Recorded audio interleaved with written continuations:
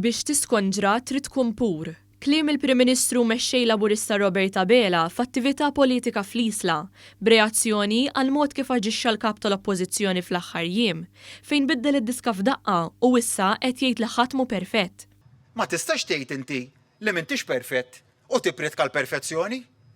Smajtu l-Kap tal-Oppożizzjoni għalax issa f'daqqa waħda bidlu d-diska għalax ejja ma naħsbux li kulħadd huwa perfett. Ilna ngħidu dik aħna. Ma tistax inti. Biex tiskonġra tkun pur. U ma tistax inti tkisser il-kulħadd u tkun qed tagħmel għar minn dak li inti qed tikkritika.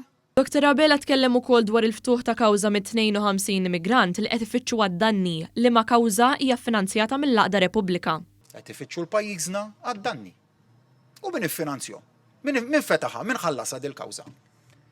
Soċjetà ċivili li parti minnha hemm il-Kap tal-Oppożizzjoni. Dik id-differenza fundamentali. Aħna nissiltu biex inġibu l-aqwa kundizzjonijiet tax-xogħol għall-forzi armati tagħna, ħadd ieħor irid jixħathom il-ħabs. Il-Mexxej Laburista rrefera wkoll għal bidla kosmetika li saret fih dan il-Partit Nazzjonalista. L-istess nies illum huma l-istess nies tal-2013. U dak li verament temmen intrinsikament fih ma jinbidel qatt. U dik hija l-problema fundamentali. Min ikkampanja? Min kien frontline campaigner kontra d-divorzju? Jista' qatt ikun champion ta' drittijiet ċivili?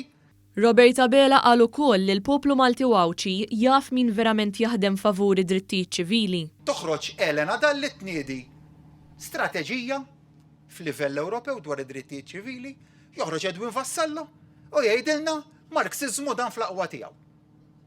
Affarijiet li kieku mhux għax tarhom u tarhom li jtellawhom pubblikament ma temminhomx.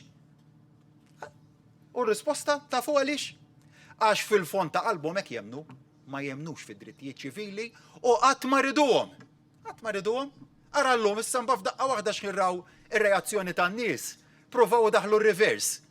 Imma in-nies jafu min verament jemmen, min verament huwa champion ta' drittijiet ċivili.